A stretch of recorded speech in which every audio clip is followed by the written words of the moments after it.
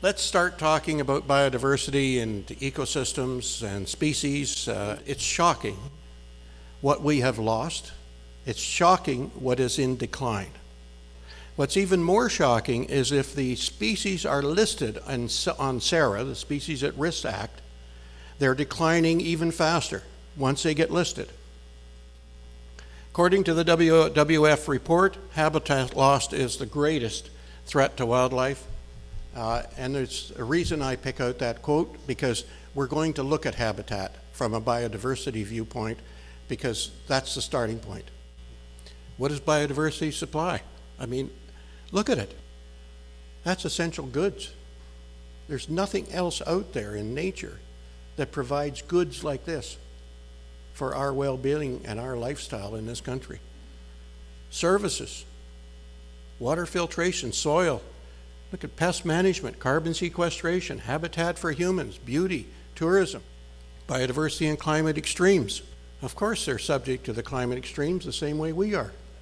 Along with everything comes diseases and pests. We're living with the good and the bad, and hopefully the bad isn't getting out of control. We are at a stage in time that we have a convention. We're at a stage in time where we're starting to formulate our understanding of biodiversity and what needs to be done, and a science board and et cetera. So you start putting that together with the international network, and suddenly you realize the type of situation that we have here in Canada. Yes, we have a lot of trees, but we can ill afford to lose one. The ecological implications would be unbelievable, let alone the economic. There are changes going on in the biodiversity and the landscape itself, changing the land characteristics. What does that mean when you talk about climate change? That as we get warmer and warmer, and as we approach the 2 times CO2 level of the atmosphere, that in the area south of this arrow, these are the areas of Ontario that are going to be under climatic stress. So your native tree species that exist in this area now are going to be under incredible climatic stress. So you look at this realistically and you say, okay, how do we set a target here? Well, is our target to try to reestablish the biodiversity that was here in southern Ontario in 1792? Because we've eradicated it. Is that something you can talk to policymakers and say, we think it's doable, but it's going to be doable only with native and new species. We've got to bring in new species. Conservation Ontario. This is worthy of note because in 1946, the first Conservation Act was developed.